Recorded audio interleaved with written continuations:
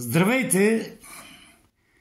Забравих да направя един отчет за дейността, която извърших през миналата година. Не беше лоша година, но все пак се очакваше нещо повече в нея. Първото, което е, открих чешмата на Дом Ладос с минералната вода, за която се борех може би 2 години и половина някъде. Заедно с кмета Коев и кмета на Варна Коцев и кмета на община Младост Христов. Това няма значение. Исках да дам нещо на гражданите.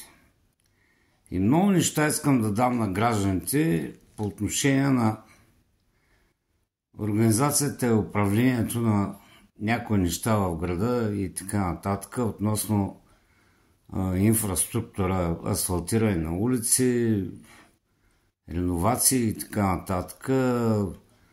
Особено училище Яворов, където трябва да сменя пола на басейна, трябва да правим покрива и какво ли не.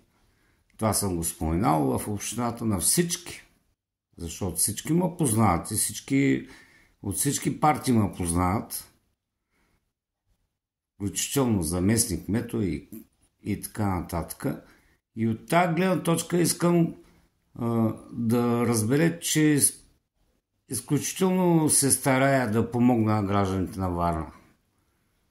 В всяка една точка и се интересувам от нещата относно спортни площадки, други обекти по инфраструктура, улици и така нататък. С адвоката на сдружението, което управлявам, госпожа Мария Димитрова, която е много дейна в тази насока.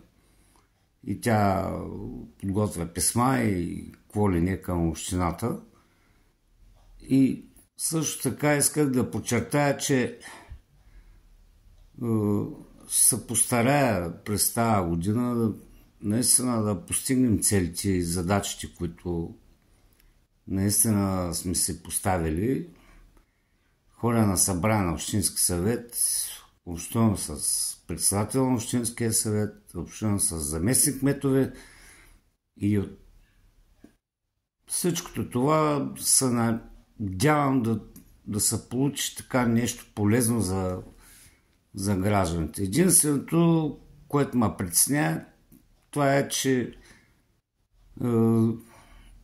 по отношение на нещата, които се свързват с Националния институт НОИ, са малко така бавни и мижави. И другото, което е също с социалните служби, свързани с гражданите, които имат наистина някакви потребности, да им се помогне в някакви насоки и така нататък. И от тази гледна точка ще гледам да се постарая да постигна някакви резултати, включително се обаждам на някои хора от парламента и не знам този парламент до кога ще го бъде, дали ще има парламент и т.н. Но такива хора като мен, които държат наистина гражданите да живеят добре, да са доволни от чистотата, от всичко, във всяко едно естество, аз старая да помогна.